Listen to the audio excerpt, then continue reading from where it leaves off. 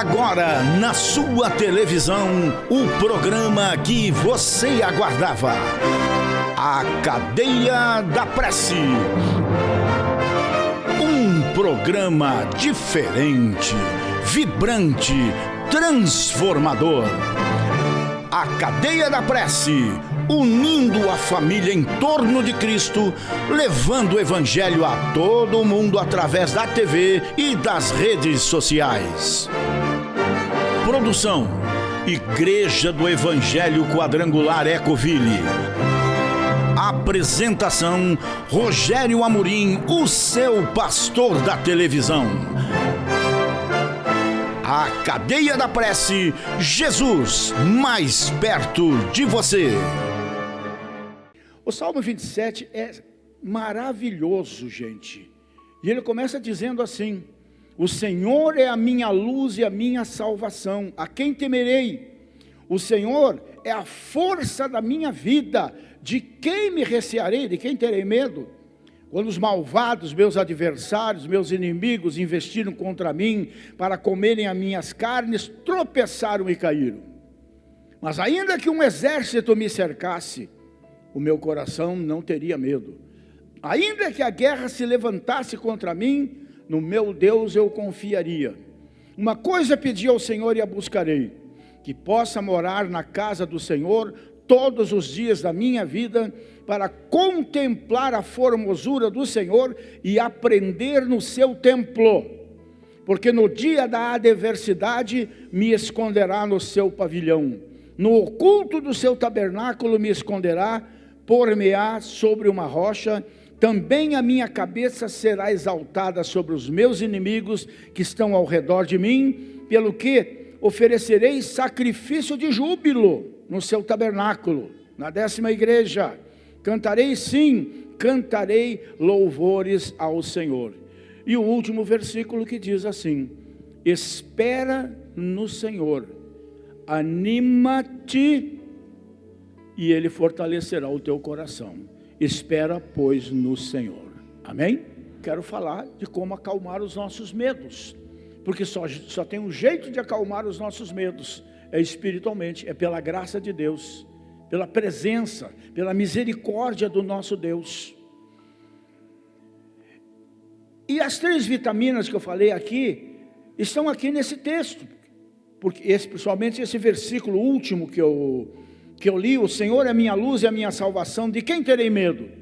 O Senhor é a fortaleza da minha vida, a força da minha vida, a quem temerei? Ainda que um exército se acampe contra mim, não se atemorizará o meu coração, e se estourar contra mim a guerra, ainda assim terei confiança. As 3 vitaminas é: uma, anima-te. Anima-te, é o que eu falei aqui domingo de manhã também, que estou me lembrando agora. Ande como um filho, como uma filha de Deus, como um mais do que vencedor em Jesus Cristo. Não ande como um derrotado.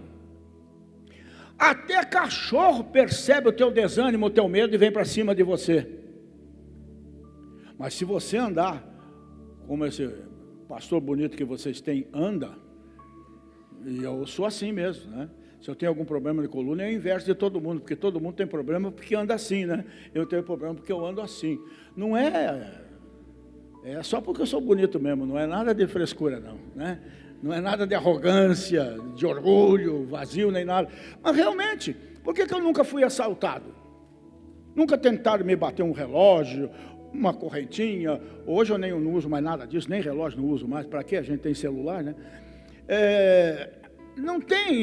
Nunca fui abordado. No entanto, no centro da cidade, por onde eu ando muito, tudo quanto é velho é atropelado por batedor de pulseira, disso e daquilo. Por que eles são roubados? Porque agem como velho. Eu nem posso, não tenho nem por que agir como velho, só tenho 74 anos. Não é? Por que eu vou agir como velho? Eu ando firme, pisando duro. Quero ver quem é o trombadinha que vai chegar, porque vai levar uma trombada. Apesar do meu tamanho, vai levar uma trombada. E eles percebem isso. Até esses vendedores que ficam torrando a paciência de todo mundo, eu passo assim, eles nem chegam. porque estão vendo que não tem fraqueza, né? Não tem moleza ali, afinal de contas, né? O cachorro olha você assim, mas já vem no teu calcanhar direto. Mas se você está firmão, cabeça levantada, olha no olho dele para ver. Olha no olho dele para ver. Só não me bota um Rottweiler na frente, aí é meio complicado. Mas eu já tive aquele outro bicho louco que desapareceu, que tinha a cabecinha estreita, como é que chamava aquele demônio? Doberman. Meu Deus. Entrei na casa de um amigo, aqui era o portão, a casa dele era lá no hall de entrada. Tinha tudo isso aqui de quintal. Quando eu entrei com a Marilza e Yasmin era pequena, lá veio aquele demônio, que é um verdadeiro demônio, né? Eu disse para a Marilza, fiquem atrás de mim e não demonstrem medo, fica na de vocês. O bicho veio, rodeou, e eu olhando ele fixo nos olhos, louco para correr. Olhando fixo nos olhos dele. Mas tinha minha mulher e minha neta, tem que dar uma de macho, né? Mas ele botou o rabinho entre as pernas e foi embora. Daí o Altivir saiu lá e disse, não, ele não morde quando está de boca fechada, né? Então, irmão, o diabo também não morde quando ele encara um homem, uma mulher de Deus, que se porta como homem e mulher de Deus também. Sujeitai-vos a Deus, resisti ao diabo, e o diabo vai fugir de vocês. Está na Bíblia. Se está na Bíblia, é verdade. Esse é o primeiro ponto, né? Anima-te. Primeiro ponto, na verdade, é espera no Senhor. Espera. Esperar é confiar, é não ter pressa, é saber que minuto mais, minuto menos, dia mais, dia menos, mês mais, mês menos, Deus vai te responder, Deus vai te dar a vitória. Espera, anima-te, e o texto diz, então Ele fortalecerá o teu coração. E você vai viver, como está escrito lá em Colossenses, de vitória em vitória, de conquista em conquista. O texto diz de triunfo em triunfo em Cristo Jesus nosso Senhor. O desânimo, gente, diante dos problemas e dificuldades da vida, o desânimo é terrível. É a arma mais usada pelo maligno na vida do ser humano.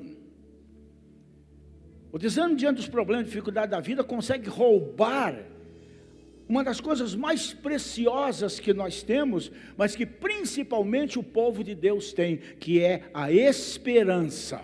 No nosso caso, o desânimo consegue até roubar a nossa esperança no Senhor e enfraquecer o nosso coração diante das lutas. A gente se entrega por pouca coisa. A gente corre de um pequinês, num shih tzu. Shih tzu é um cachorrinho pequeno, muito bonito, viu? No entanto, um homem e uma mulher animado, consegue esperar no Senhor, e o seu coração sempre será fortalecido pelas promessas de Deus. Você tem ânimo, porque quando você vai para a palavra, você traz à tua memória as coisas que te trazem esperança. E quais são as coisas que te trazem esperança? Aquelas que Deus já fez na sua vida. Eu olho para trás na minha vida, e cada vez que eu converso, a pastorada agora me elegeu o Abraão deles aqui no Paraná, como se eu tivesse idade para isso. Poxa, pastor, suas experiências, o senhor quando fala, quando o senhor prega por aí e tal, isso traz um ânimo para a gente e tudo mais. E quando estou pregando é que me vem a lembrança, fatos que eu já muito tinha esquecido. Mas se enche o coração deles de esperança, enche muito mais o meu. Porque se Deus foi capaz de fazer aquilo na minha vida lá atrás, Ele é muito mais capaz de fazer aqui hoje e amanhã na minha vida também, se tão somente eu mantiver o meu ânimo nele. Por isso, a primeira coisa que Jesus dizia para, vamos assim, espantar o desânimo dos aflitos, como no caso do paralítico trazido por 4 amigos, ele simplesmente disse para ele: tenha bom ânimo, retorne para a tua vida. Como ele disse para a mulher hemorrágica, depois que ela tocou nele e foi curada: mulher, tem bom ânimo. Depois que outras coisas gloriosas aconteceram, milagres que aconteceram, ele dizia para as pessoas, estranha essa palavra, né? Tem bom ânimo, depois de estarem curadas. Por quê? Porque talvez, e eu acredito que sim, o desânimo é que as fez ficarem doentes. E o desânimo adoece.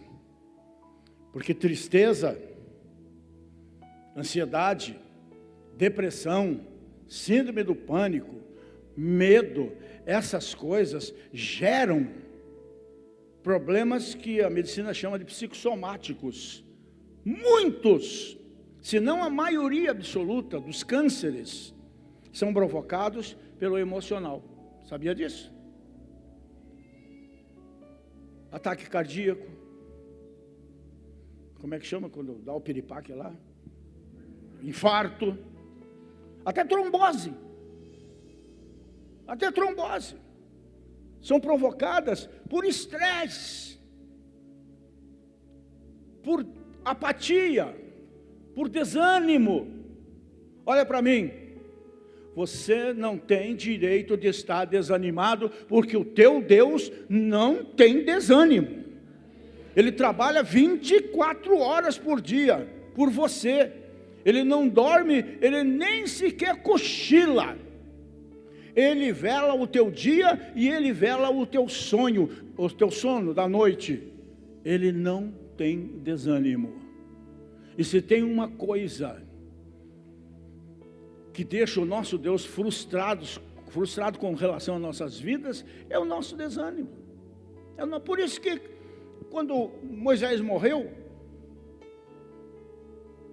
foi uma situação aparentemente meio caótica, né? Não dá para contar tudo, senão nós não saímos daqui hoje. Mas a verdade é que ele chega para o Josué e diz: olha, Josué, Moisés morreu, mas isso não é motivo para você ficar desanimado. Muito pelo contrário, você vai continuar a obra dele, você vai honrar a memória dele. Seja forte e corajoso, faça conforme eu te ensino, e você vai fazer prosperar o teu caminho. O ânimo traz prosperidade, gente. O ânimo traz prosperidade. Haroldo, você tem um escritório enorme de contabilidade em Curitiba. Você já trouxe gente para a igreja assim, porque chegaram lá, caindo pelas tabelas, desanimado, querendo largar a mão de tudo, já se sentindo falido antes da falência chegar. É verdade ou não é? E essa história, ele é um contabilista.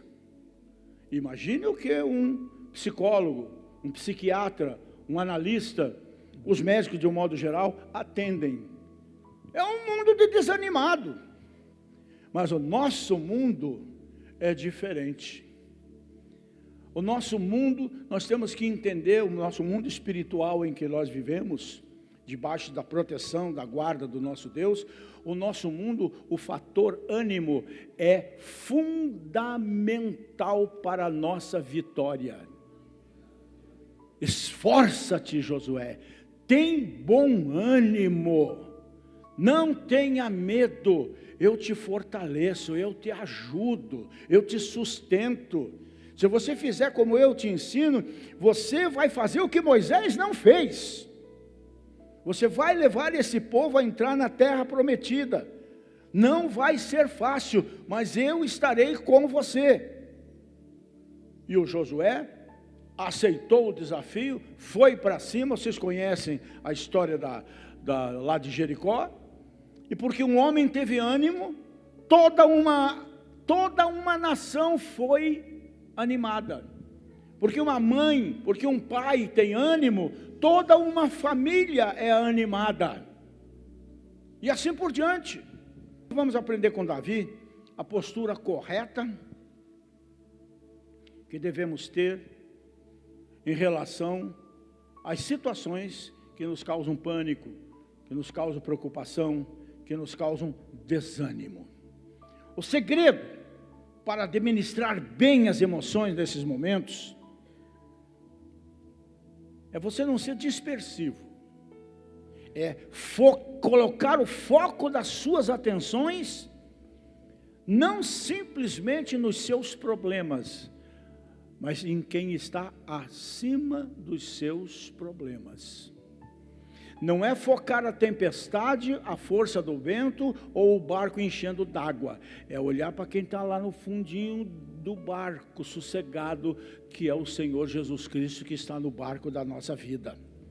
Não importa a dimensão da crise, da tribulação, da decepção, da luta, da frustração que você tem que enfrentar hoje. Olhe para o seu Deus. Não olhe para o Deus de Davi, não olhe para o Deus do seu pastor, olhe para o seu Deus. Davi tinha isso de bom. Em toda e qualquer situação, ele relatava situações. Essa situação aqui não é histórica, a gente não encontra um paralelo em outros livros, como de Crônicas ou de Samuel, nem nada. Isso aqui é um cântico que ele fez mesmo, né? Um cântico do qual ele fala, como ele sempre falava, do desejo dele pela presença de Deus. Não é um fato histórico, mas é uma lição que ele nos passa, né? E era esse o segredo de Davi. Exército, traição, filho, Saul, isso, aquilo, nada. Ele olhava para Deus e sabia que jamais enfrentaria qualquer problema que pudesse superar o poder do seu Deus. Não há nada que Deus não possa fazer por nós. Não existe nada que o nosso Deus não possa fazer por nós, por nossa família. O nosso Deus é capaz de tudo. É o que traz à realidade as coisas inexistentes, né? E para mostrar isso, Davi procura a pior situação de crise que ele relata aqui, né? De que ele poderia imaginar de crise, ele coloca aqui no papel, na sua poesia. E ele termina, ele conclui que o cenário ideal seria o cenário de uma guerra. Ele coloca o pior cenário para mostrar o melhor do seu Deus. Ele bota tudo aquilo que poderia amedrontá-lo para mostrar quão grande é a coragem que Deus coloca no coração de um homem, de uma mulher que confia em Deus. Então ele coloca o cenário de uma guerra, com um exército inimigo poderoso, e ele usa essa ilustração aqui, porque como um homem de guerra, ele sabia perfeitamente a crueldade e a violência extrema que se enfrentava num campo de batalha, nas linhas de frente de um quadro como esse que ele estava pintando. Não eram guerras como hoje aqui, que aperta um botão e o torpedo cai lá no outro lado do mundo. Não, era no braço, era cara a cara, era espada, era lança, quando muito um escudo para tentar proteger, né? Era gente morta para tudo quanto era lado, que poderia trazer o medo. Mas a luta pela subsistência, a ânsia pela vitória, impedia que um soldado como Davi olhasse para quem estava no chão. Ele não chorava, desculpe o que eu vou dizer, né? Ele não chorava leite derramado. Ele ia para cima. Ele era realmente um guerreiro, né? Por isso que ele diz aqui, no texto que nós lemos no versículo 3, né? Ainda que um exército se levante contra mim, não vai tirar o sossego do meu coração, não vai encher o meu coração de medo. Ainda que, olha, isso aqui não é uma figura de retórica, isso aqui não é uma teoria, isso é o que ele vivia constantemente no meio de batalhas. E ele acrescenta inimigo aqui, e fúria do inimigo aqui, e ele diz ainda que se levante o exército inteiro, como ele diz num outro ponto, né? Eu passo por cima, com o meu Deus eu venço todas as batalhas, eu salto por cima dessa situação. Pensa nisso, o exército inimigo chega, cerca a cidade, vai organizando aquelas fileiras de soldados, uns na frente, outros lá atrás, uns com lança, outros com flecha, e assim por diante, né? Alguns com cavalo, todos mostrando armas de guerra, gritando que nem uns doidos, porque era assim antigamente, né? Tocando trombeta, fazendo situações para assustar, batendo nos escudos para fazer bastante barulho, justamente para desanimar o inimigo, né? Movimentos meio esquisitos, podendo atacar a qualquer momento. E como é que não vai se ter medo numa hora dessa, gente? Eu vejo esses filmes aí, históricos, né? Biográficos, inclusive, de guerras do passado. Eu gosto muito dessas coisas, de guerras no passado, e você fica imaginando aquilo ali. Meu Deus do céu, não precisa ir muito longe. A guerra da secessão aí nos Estados Unidos, que matou os americanos, mataram metade dos americanos. Meu Deus do céu, não apenas morriam a tiro, facada, lança, baioneta, como muitos mais morriam depois, abandonados nos campos. Morriam de tétano, morriam de tifo, morriam de infecção, porque não tinha quem pudesse atender aquela multidão de soldados que ficavam nos campos. Olha, eu estou procurando colocar para você o pior cenário possível, porque é nesse cenário que Davi dizia: o Senhor é a força da minha vida. Na verdade, ele dizia: o Senhor é a fortaleza da minha vida. Era um momento no campo de batalha, cercado por sangue, por fogo, por mortes, em que ele se sentia protegido num quartel, num forte, como ele diz aqui, numa fortaleza. Eu estou aqui aparentemente no meio do tiroteio, mas o Senhor é a minha armadura, o Senhor é a minha fortaleza. E é assim, irmãos, que nós temos que pensar. Nós estamos vivendo num mundo de terrores, visíveis e principalmente os invisíveis. Não bastasse tudo, agora tem o não sei o que do macaco aí. Gente infectada no mundo inteiro. Já morreu o primeiro no Brasil. E amanhã vai ser do quê? Do gafanhoto, do sapo, da aranha. E é essa a tendência. Horrores. Visíveis ou não visíveis. Mas para aqueles que confiam em Deus, estarão inabaláveis na sua fé, sabendo que isso não é para você, mas que a cobertura do sangue de Jesus nos protege contra tudo isso aí, porque o nosso problema, gente, no Brasil, há muito tempo deixou de ser político. Nosso problema no Brasil é meramente espiritual. Só não entende quem não quer. Mas não vamos nos atemorizar, não vamos desanimar, muito pelo contrário. Na nossa vida funciona desse jeito, ainda que seja aos 48 do segundo tempo, você vai vencer. Esse tipo de coisa, de você ver a ação de Deus sem que você mova uma palha, pessoas que estão tentando te prejudicar, de repente ficarem inquietos, não terem mais sossego, te procurarem, pedindo reconciliação, pedindo perdão, se aproximando de você, muitas vezes sem coragem, saiba que é Deus agindo em seu favor.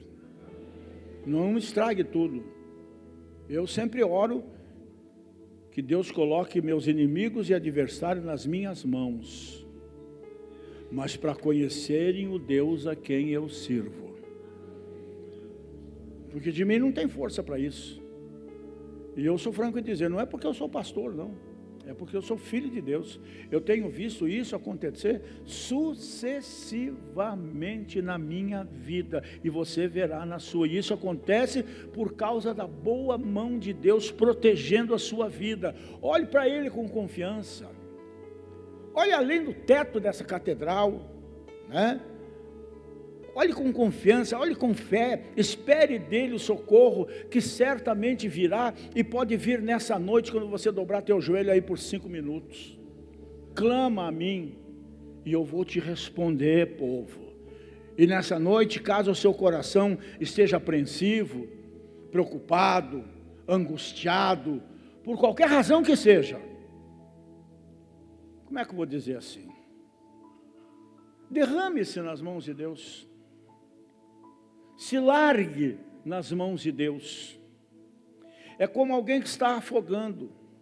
Não tenta se agarrar, senão, no caso de Deus, não é impossível isso, né? Mas se alguém for te salvar, como quando me salvaram, me pegaram por trás pelo pescoço para me arrancar.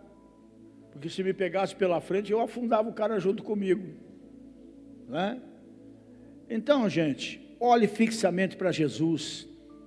Porque eu digo com todas as letras, Ele é muito, mas ponha muito maior que os seus problemas, que as suas lutas. Verso 14 foi o último que nós lemos. Espera pelo Senhor. Tem bom ânimo. Fortaleça o teu coração. Espera, pois, no Senhor. Amém? Eleva a Deus o teu pensamento. Diga assim: Senhor Jesus, é muito difícil esperar. E tu sabes disso. Porque tu passaste pela cruz, o antes e o depois, e teve que esperar o momento certo para cada situação. Então é muito difícil esperar. E às vezes tu sabes, eu enfrento situações em que eu não posso e nem devo fazer absolutamente nada para me livrar, nas quais seria errado até mesmo tomar uma iniciativa, porque eu nem sei bem qual seria a iniciativa a ser tomada para sair desse momento difícil que eu estou enfrentando. Então eu quero fazer como o Davi. Ajuda-me, Senhor, a esperar o tempo certo, a não desanimar em momento nenhum, a não temer e a buscar a tua salvação, não a minha. É ver com os teus olhos e não os meus, a pensar com a tua mente e não a minha, para sair dessa situação que eu quero colocar diante de ti nesta noite e deixar esse fardo pesado aqui aos pés da tua cruz e voltar amanhã para o meu trabalho, enfrentar as minhas lutas animado, cabeça erguida, peito estufado, andando firme, na plena confiança que o Senhor é a minha fortaleza, o Senhor é o meu socorro, bem presente na hora da angústia. Eu confio assim, e assim eu entrego a minha vida, minha família e a minha situação nas tuas mãos, em nome de Jesus. Diga amém. A Cadeia da Prece, Jesus mais perto de você.